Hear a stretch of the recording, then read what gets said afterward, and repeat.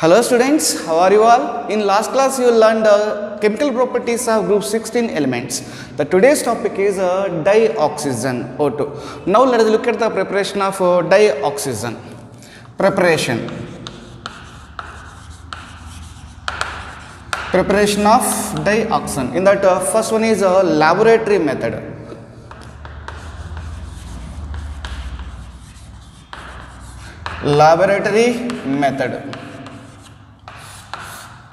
In the laboratory method, the first one, by heating of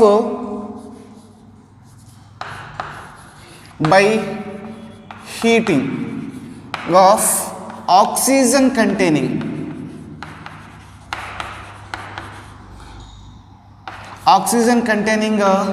salts. By heating of oxygen containing salts such as chlorates, nitrates, permanganates. Let us take an example. I am taking chlorates KClO3. Upon heating, so this is the oxygen containing salt chlorates. This is I am taking 2 KClO3 by heating in presence of MnO2. The product is 2 KCl plus 3O2. So we will prepare oxygen. This is the laboratory method. The second one is by thermal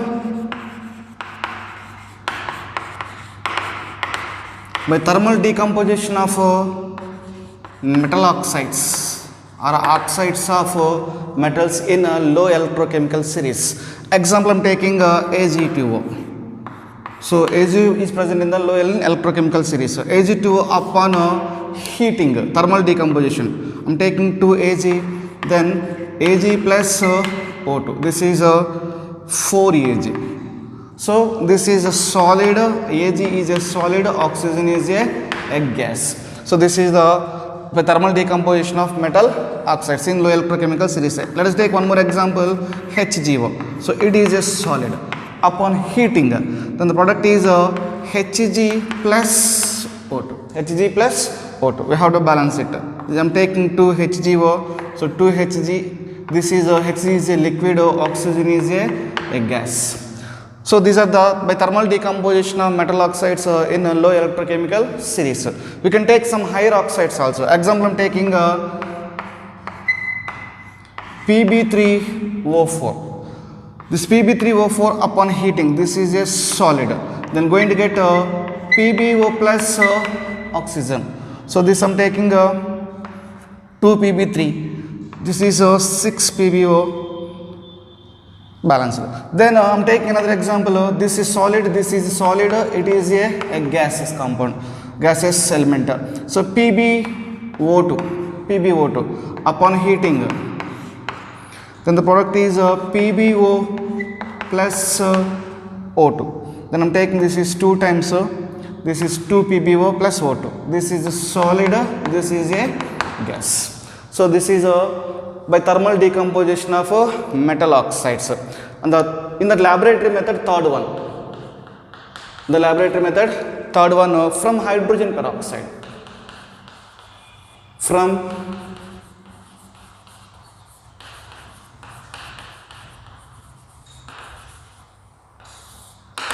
hydrogen peroxide.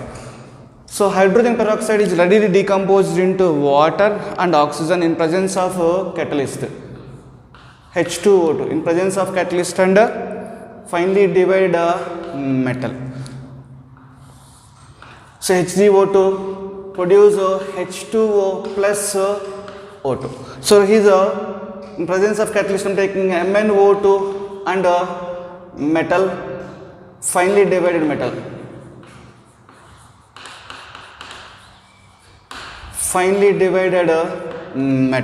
So H2O2 converting into H2O. This is liquid, oxygen is a gas. We have to balance it. I am taking 2 H2O2. Then the product is 2 H2O plus O2. So this is the preparation of dioxygen, preparation of oxygen from hydrogen peroxide. So hydrogen peroxide readily decomposed into water and oxygen in presence of manganese dioxide and finally divided metal. So this is a laboratory method preparation of dioxygen by heating of oxygen containing salts. The second one is by thermal decomposition of metal oxides or oxides of metal. The third one is from hydrogen peroxide. Next, the second one, by electrolysis of water. So upon electrolysis of water, the products are oxygen and hydrogen gases. I am taking water H2O. Upon electrolysis, the products are oxygen and hydrogen gases. We will get oxygen gas and hydrogen gas. So oxygen gas is liberated at anode. This oxygen gas is liberated at anode and hydrogen gas is liberated at cathode. Hydrogen gas is liberated at cathode.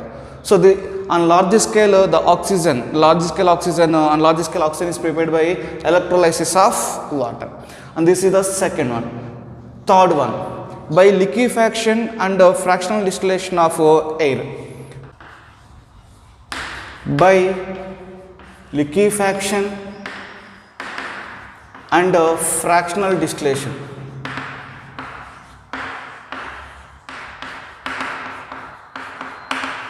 Fractional distillation of air. The third one is by liquefaction fractional distillation of air. So here first we have to take air. The air is a mixture of gases. I'm taking air. The air is a mixture of gases that contains oxygen, nitrogen, carbon dioxide, water vapor, some dust, etc. So first we have to remove some impurities like dust. So first air we have to pass into the filters. Then dust will going to get removed. Other impurities and dust will going to get removed. Then we have to convert this air into liquid. Then carbon dioxide converting into solid. Converting into a solid, we have to call it as a dry ice. So first carbon dioxide converting into solid in the form of dry ice. CO2. Solid CO2 is called as a dry ice. Then we have to convert oxygen. We will get oxygen and nitrogen in the form of a liquid. First we have to converting into liquefaction of gases. Then oxygen and nitrogen converting into liquids. Next we have to slowly raise the temperature. When raise the temperature, there is a difference in the boiling points of nitrogen as well as oxygen. Oxygen boiling point is 90 Kelvin. Oxygen boiling point is 90 Kelvin and the nitrogen boiling point is 77.2 Kelvin. So in the liquefaction we get liquid oxygen and liquid nitrogen. Liquid oxygen, liquid nitrogen. So we want to separate these two liquids. So first what we have to do is we have to raise the temperature. The boiling point of oxygen is 90 Kelvin. Boiling point of nitrogen is 77.2 Kelvin. When the temperature slowly rises, so here is nitrogen has a lower boiling point. So nitrogen get to vaporize first. So nitrogen converting into gaseous state first. Then oxygen it will be converted. Then first when the temperature is rises slowly, first nitrogen converting into gaseous state. When nitrogen vaporizes. So nitrogen as well as oxygen is separated. So this is a fractional distillation of air. First we have to convert the air into liquid, then we have to do fractional distillation. We will get oxygen gas. Even by using this method we will prepare nitrogen also. Nitrogen also prepared by this method. By liquefaction and fractional distillation of air, we will prepare nitrogen and oxygen because there is a difference in the boiling point. When the temperature is rises, first liquid nitrogen converting into gaseous state because of its boiling point is low and oxygen boiling point is high when compared to the nitrogen. So we will separate nitrogen and oxygen. This is by liquefaction and fractional distillation of air. This is an industrial method. So these are the preparation of dioxygen. Next properties. In that first one is physical properties. Physical properties. Physical properties of dioxin in that first point. So dioxin is a colorless, odorless gas. It is colorless, and odorless. It is a colorless and odorless gas. This is the first point. The second one is its boiling point is its boiling point. The boiling point of dioxin is 90 Kelvin. 90 Kelvin. And third point is it is soluble in water. It is soluble in water. So dioxin is soluble in water. Next, it has three isotopes. They are oxygen 816, one isotope, oxygen 817, and the third one is oxygen 818. So it has three isotopes, oxygen 16, 17, 18. Next, it is a paramagnetic nature. It is paramagnetic.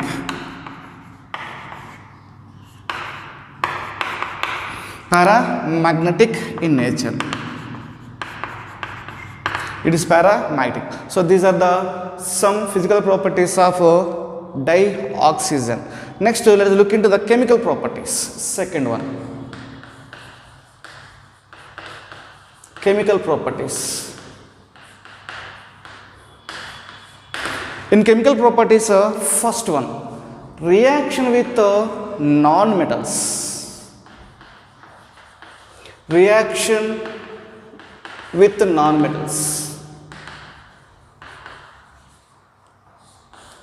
Reaction with non-metals. In that first reaction, combustion of carbon, C plus O2 gives rise to CO2. So the reactions are very highly exothermic reactions. Huge amount of heat energy is produced. So combustion of carbon gives to CO2. So here is carbon is a non-metal. Another example I am taking P4. So P4 plus O2 gives rise to P4O10. So we have to balance it to this. I am taking 10 oxygens, 5 O2.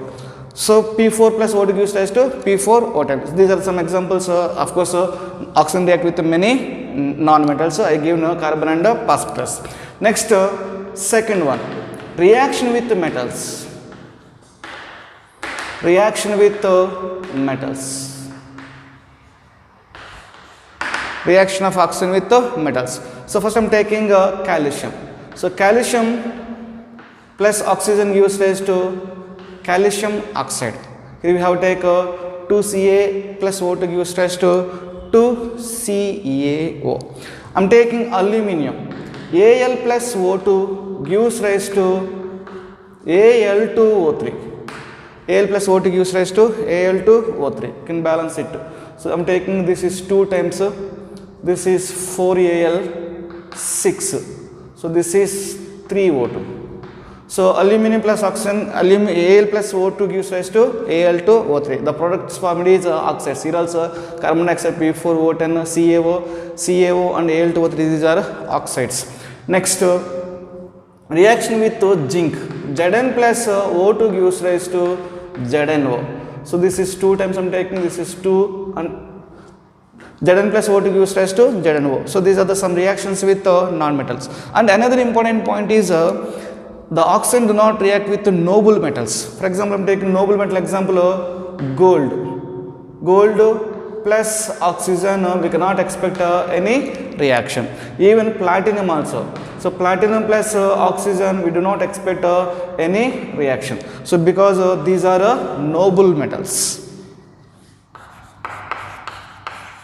Noble metals. So gold and platinum do not react with the oxygen. They are noble metals. So these are the some reactions of oxygen with the metals. Next, third one, reaction with compounds. Reaction with compounds. Reaction with the compound. I am taking ZnS. ZnS plus O2. ZnS plus O2 gives rise to ZnO plus SO2. Then we have to balance 2 ZnS I am taking. This is 2 ZnO, this is 2 SO2. Oxygen's 2 plus 4, 6. So this is 3 O2. Then I'm taking methane. So combustion of methane. The combustion of methane, the products are the combustion of hydrocarbons will produce carbon dioxide and water. So carbon dioxide is one product, another product is water. Combustion of hydrocarbons will produce carbon dioxide and water. So we have to balance it. Carbons are balanced, hydrogens are 2 is there, here is 4, then this is 2H2O, this is 2O2. Next I am taking another hydrocarbon C2H4. So combustion of this hydrocarbon will produce CO2 plus H2O.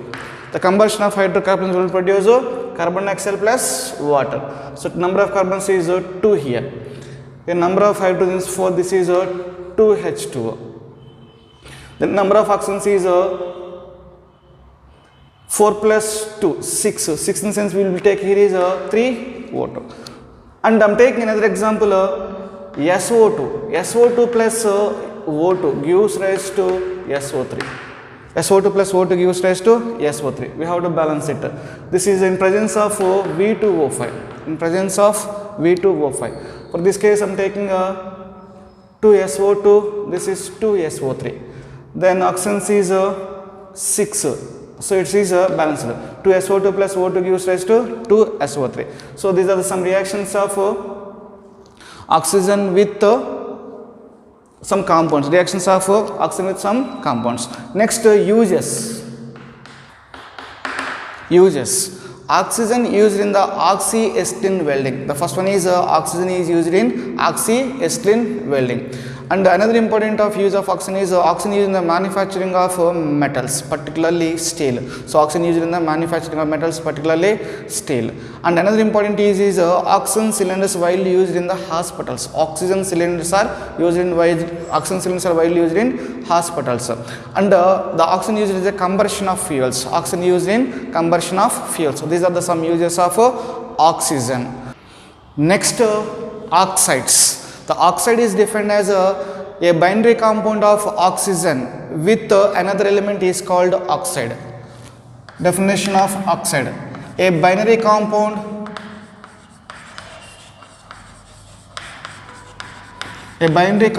of oxygen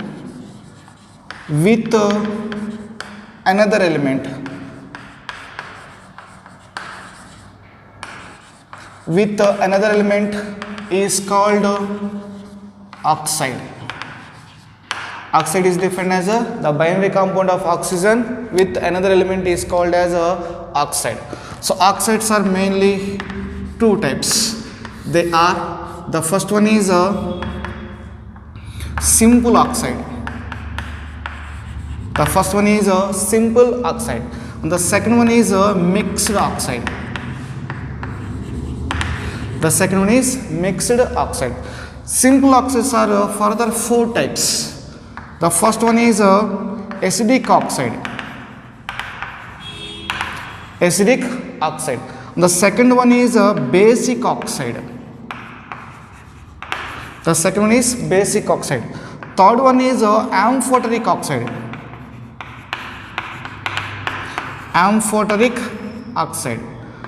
And the fourth one is neutral oxide. So oxides are the two types, simple oxide, mixed oxide. Simple oxides are four types. One is acidic oxide, basic oxide, amphoteric oxide and neutral oxide. Now let us discuss one by one in detail. Among them, the first one I am taking acidic oxide.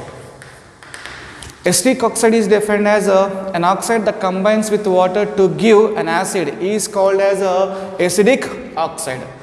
An oxide that combines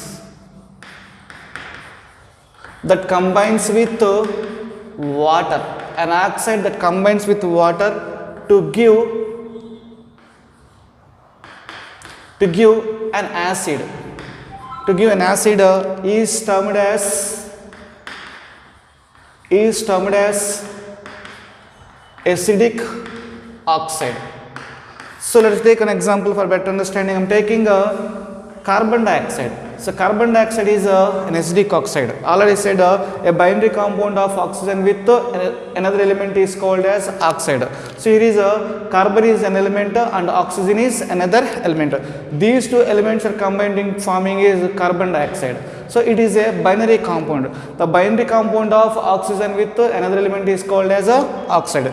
So for acidic oxide example I took carbon dioxide. Carbon dioxide is an oxide. This one is combining with water. So an oxide that combines with water. So oxide combining with water, the product is H2CO3. So it is a carbonic acid. H2CO3 is an acid. So oxide combining with water, oxide combining with water to forming acid is known as acidic oxide. Let us take one more example. I am taking sulfur dioxide. Sulfur dioxide react with water, gives rise to H2SO3, sulfurous acid. The product is acid. Here also this is a sulfurous acid. An oxide that combines with water to give acids are called as acidic oxides. I am taking one more example, N2O5. N2O5 react with water, gives rise to HNO3. So 2HNO3. This is nothing but nitric acid. So carbonic acid, here is sulfurous acid and nitric acid. So oxides are combining with water, they are forming acids. So we have to call these oxides as acidic oxides. I think got what I meaning is. And the second one is basic oxides. Basic oxides. So an oxide that combines with water to give basic. An oxide that combines with water give base is known as a basic oxide. In the case of acid, we have to take a base and oxide combining with water. The product is base. We have to call them as a basic oxide. Let us write the statement. An oxide that combines with water to give base is known as, to give base is termed as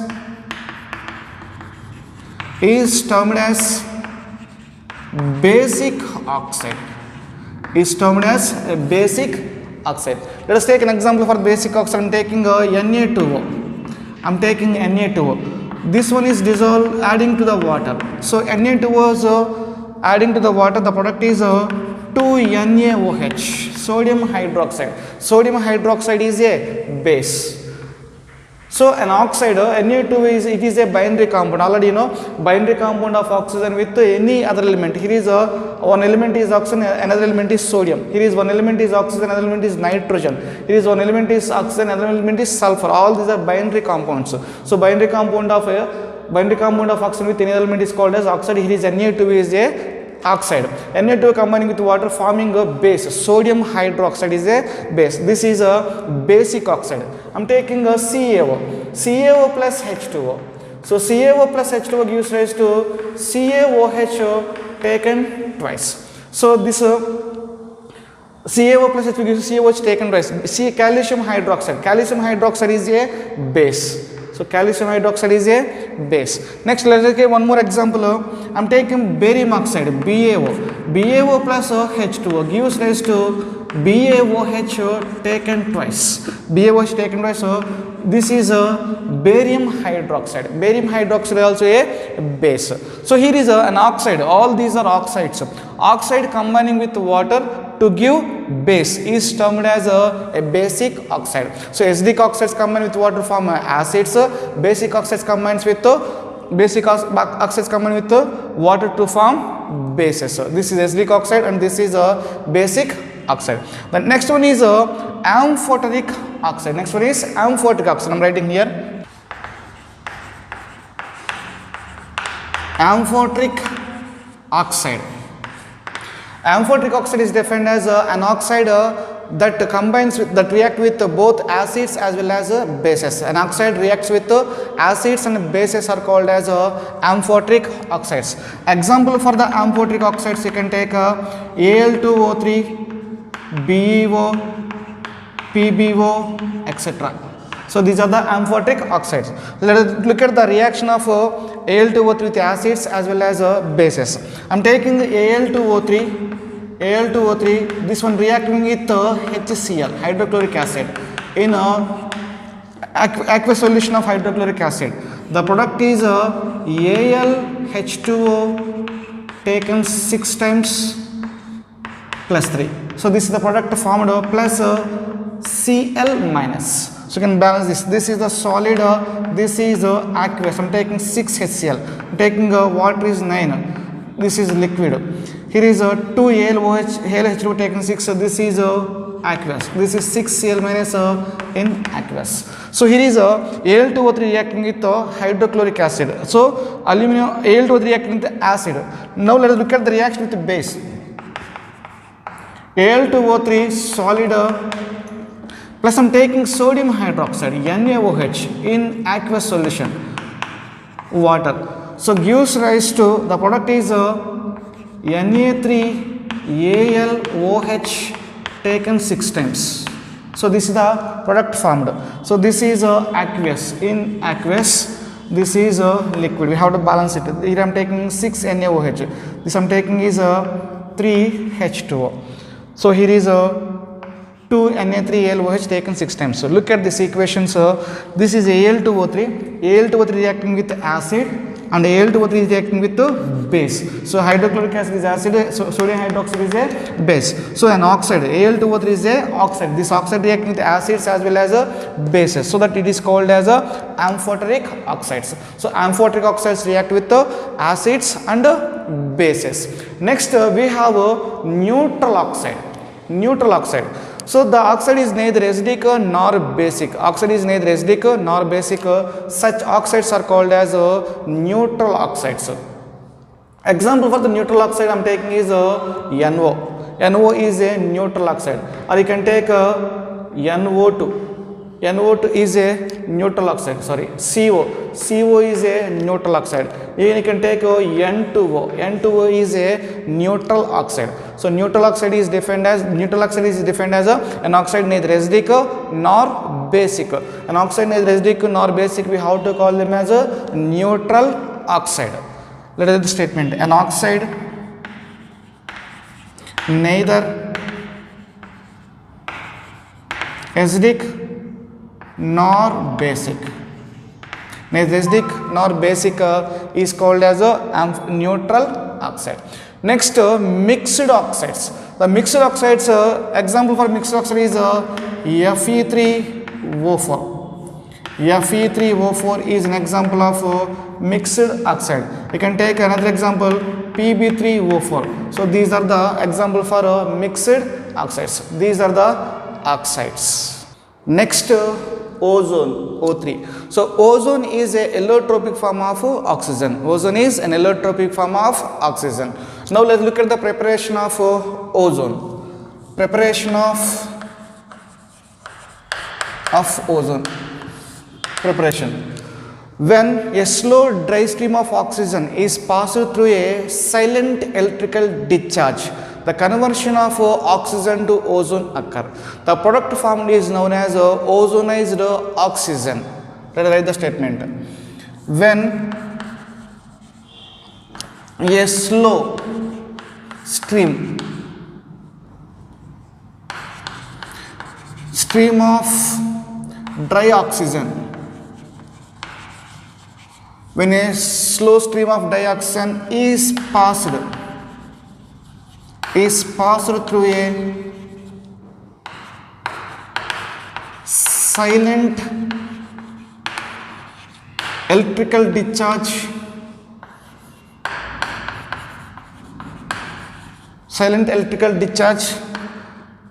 the conversion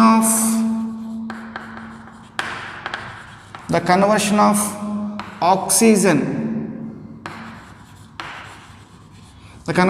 oxygen to ozone occurs. The conversion of oxygen to ozone occur. The product formed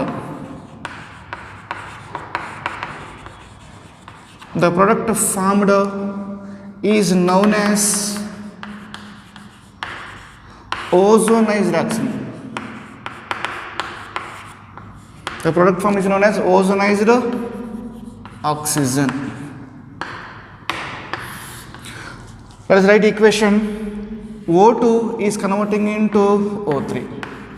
So oxygen is converting into O3. I am taking here is 3O2. This is 2O3. And another important point is the conversion of ozone into, so the conversion of oxygen into ozone is an endothermic process. Standard enthalpy is equal to 142 kilojoule per mole. The conversion of oxygen into ozone is a endothermic process.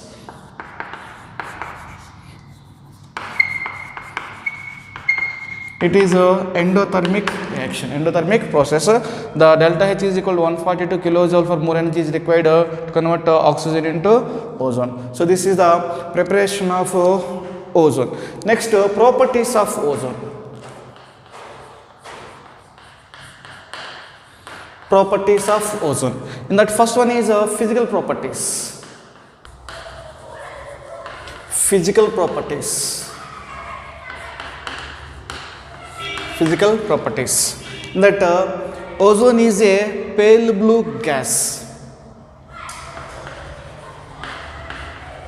It is a pale blue gas. In gas state, it is a pale blue color, and dark blue liquid. So in liquid state, it is a dark blue, and violet black solid. So in solid state, it is a violet black. In gas state, it is pale blue, and it's in liquid state is a dark blue liquid, and it is a violet black solid. And the next one is it is slightly soluble in water. It is slightly soluble in water. It is slightly soluble in water. And another important one is the third one is it has a characteristic smell. It has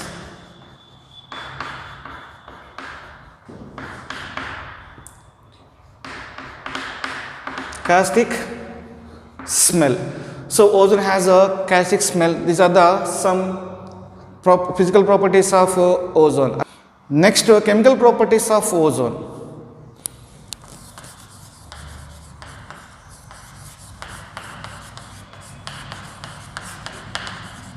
Chemical properties. In that first one, ozone is a powerful oxidizing agent. It is due to liberation of nascent oxygen. So ozone is a powerful oxidizing agent. Ozone is a powerful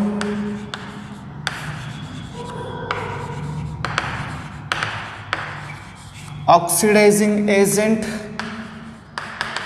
due to liberation of nascent oxygen. So due to liberation of nascent oxygen, ozone is a powerful oxidizing agent. I am taking one potential equation. O3 gives rise to O2 plus oxygen. So this is a nascent oxygen.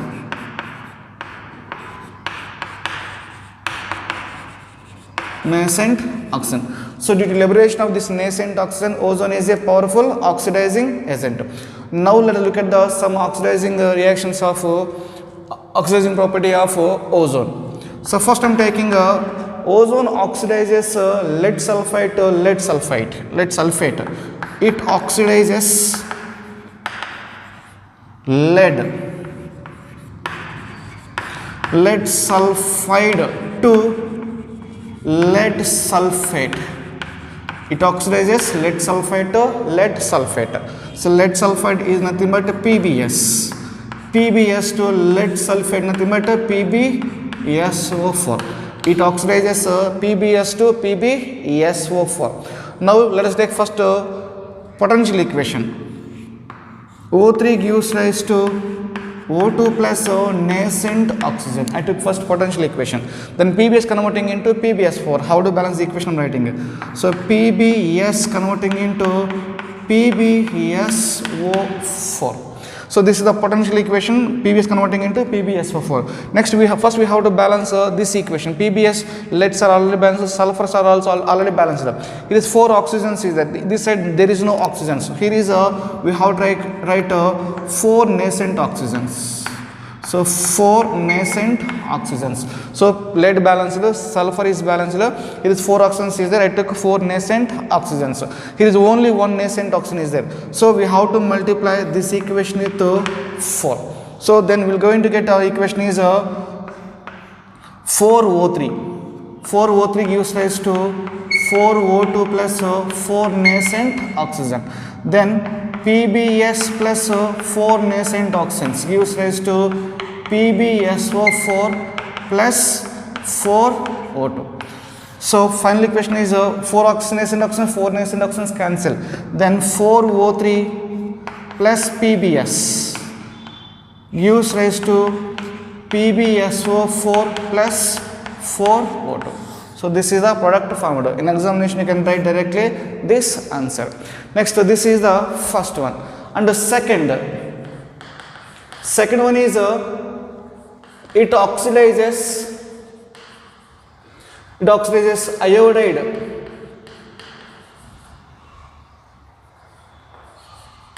iodide ion I minus to I2. Iodine nothing but I2. So it convert I minus to I2. I minus to I2. Then first you can take potential equation. What is the potential equation? O3 gives rise to O2 plus nascent oxygen, isn't it? Next take this one. I minus gives rise to I2. I minus gives rise to I2. So here we have take 2I minus. 2I minus gives rise to I2. Next the point is there are negative charges not balanced. Here is one negative, here is 2 negative charges. Here is it is neutral. No negative charges is there. So we have to balance the charges. To charge the balance, I am taking OH minus ion. Then I am taking here is this side I am taking 2OH minus. So now charges are two negative charges, here also 2 negative charges. Charge is balanced, but hydrogens are changed. I am taking here is 1 water. So H2O. Then hydrogens are balanced by taking water. Then oxygens are not balanced. Here is only 1 oxygen is there. Here is 2 oxygens is there. So that we have to take 1 nascent oxygen. So look at this. Iodines are balanced. Hydrogens are balanced, oxygens are balanced, even charge also is balanced. Then this nascent oxygen will get cancelled. Then the answer is final product is O3 plus 2I minus plus H2O gives rise to I2 plus 2OH minus. So this is the product formed in this reaction. So O3 plus 2I minus plus 2O3 plus 2I minus plus H2O gives rise to I2 plus 2OH plus one more product is O2. So these are the product formed in this reaction. This is the second one. So understand purpose, I'm taking one more. Ag converting into Ag2O. So in this case, first we can take potential equation. O3 gives rise to O2 plus nascent oxygen. So here is Ag converting into Ag2O. So we have to balance Ag. There are 2 Ags, and here is only 1 nascent oxygen. I am taking 1 nascent oxygen. This nascent oxygen cancel. Then the product is O3 plus 2Ag. O3 plus 2Ag gives rise to O2 plus Ag2O. So O3 plus 2Ag gives rise to O2 plus Ag2O. I am taking one more for better understanding of fourth one. The fourth one Hg2Hg2O. Hg2Hg2O. Then first I am taking potential equation. O3 gives rise to O2 plus nascent oxygen, isn't it? Then Hg converting into Hg2O. Hg2O. So here is a 2Hg, and oxygens are one nascent oxygen we have taken plus one nascent oxygen. So nascent oxygen cancel. Then the final product is O3 plus 2Hg gives rise to O2 plus Hg2O. O2 plus Hg2O. So this is the final product. So these are the some oxidizing properties of ozone. Ozone is a powerful oxidizing agent. The oxidizing nature of ozone is because of liberation of this nascent oxygen. This nascent oxygen is responsible for the oxidizing properties of ozone. So these are the oxidizing property of ozone. Next, quantitative method for estimation of ozone. So I already wrote the statement for quantitative method for estimating the O3. When ozone react with excess of Ki, solution buffered with a borate buffer, pH is 9.2, iodine is liberated, which can be treated against the standard solution of a sodium thiosulfate. This is the quantitative method for estimating O3. Now let us write the equations for it. When ozone react with excess of Ki, excess of potassium iodide. So I am taking ozone react with excess of potassium iodide, what are the products we can expect? So here is the one product he mentioned is iodine. The product formed is iodine. When ozone react with excess of Ki, the product formed is iodine is liberated, I2, plus another product is O2, plus another product is KOH. So already we learned this equation in oxidizing properties of ozone. Oxidizing properties of ozone. There you learned I minus converted into I2. I minus is converting into I2. So instead of taking I minus, we are taking here is potassium iodide. So Ki is dissociation into K plus I minus. So I minus we are taking directly, but here he took potassium iodide. Then we balanced it. What is the potential equation? O3 gives rise to O2 plus nascent oxygen, isn't it? Then this is I minus converting into I2. This will be 2I minus. We balance the charge by taking OH minus. So charge is balanced by OH minus. So here is two negative charges is a 2 OH minus. Here we have to take water. And one oxygen is, here is two oxygens, here is only one nascent oxygen. So upon cancelling nascent oxygen, the product is O3 plus 2I minus plus H2O. H2O gives rise to O2 plus I2 plus 2OH minus. So here is one more thing we have to take water. So plus water. O3 plus water. H2O. Then here we have to take 2Ki. So 2K in the sense I2 and 2OH minus. This is 2KOH. And 2I minus O3 plus H2O gives rise to I2 plus O2 and 2KOH. So this is a balanced equation. So this is the first one. When a ozone react with excess of Ki solution buffered with a borate buffer, iodine is liberated. So we got iodine. This iodine, what is iodine liberated can be treated against a standard solution of sodium thiosulfate. So what is the iodine is liberated? This iodine is treated against a standard solution of sodium thiosulfate, Na2S2O3. So sodium thiosulfate, Na2S2O3. We have to titrate what is iodine liberated, which can be treated against a standard solution of sodium thiosulfate. Then I am taking the product is Na2S4O6 plus NaI.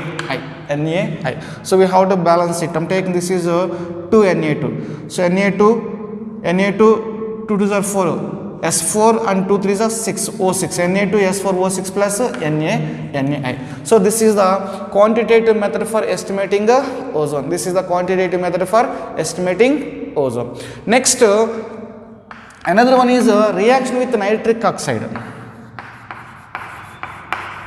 Reaction with NO. Reaction with NO. So in upper atmosphere, the NO is released from jet planes. From the jet planes, NO is released in the upper atmosphere. This NO is react with ozone cause the depletion of ozone. So first I'm taking ozone. The ozone reacting with NO. Ozone is a gas state. Nitric oxide is a gas converting into nitrogen dioxide gas plus formation of oxygen. So in the upper atmosphere from the jet airplanes the NO gas is released. From jet airplanes NO gas is released. This NO gas will react with ozone, form the NO2 and oxygen. So this reaction is responsible for the depletion of ozone. In addition to this one, the preons released into the atmosphere also cause the depletion of ozone layer. So these are the reaction of ozone with NO. So these are the chemical properties of ozone. Next, structure of ozone.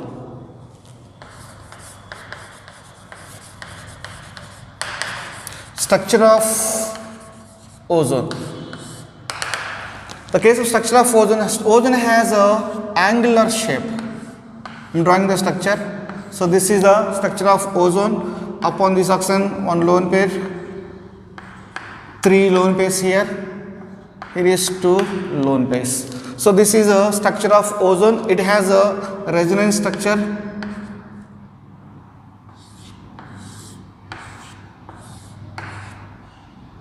If this bond will come here, we'll get a double bond between these two oxygens.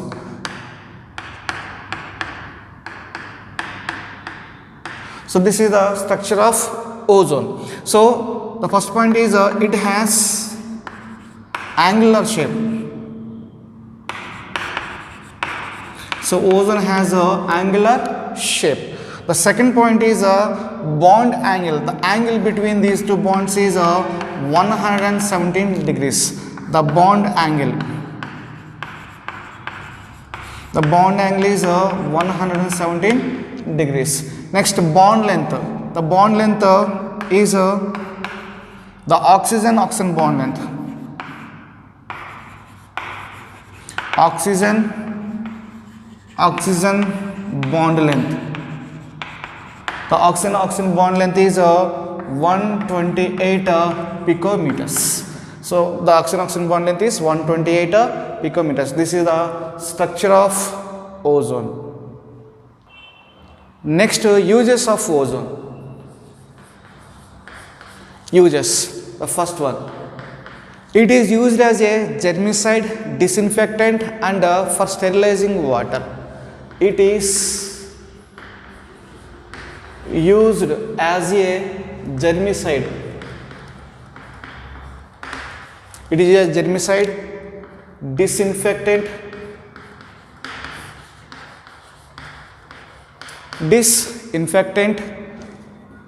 and for sterilizing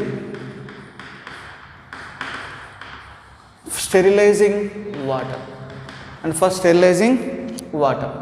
And the second one is it is used for bleaching oils, starch, etc. It is used for bleaching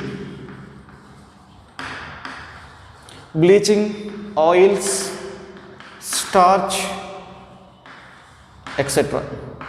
Bleaching oils, starch, etc. Next, it acts as an oxidizing agent in the manufacturing of potassium permanganate. It acts as a oxidizing agent. It acts as a oxidizing agent in the manufacture of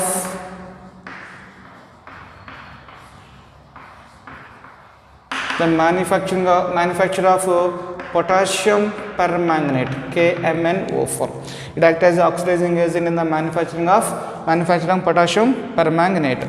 So first it is used it is a germicide, disinfectant and for sterilizing water. It is used in the bleaching oils and starch. It acts as an oxidizing agent in the manufacturing of potassium permanganate. These are some uses of ozone.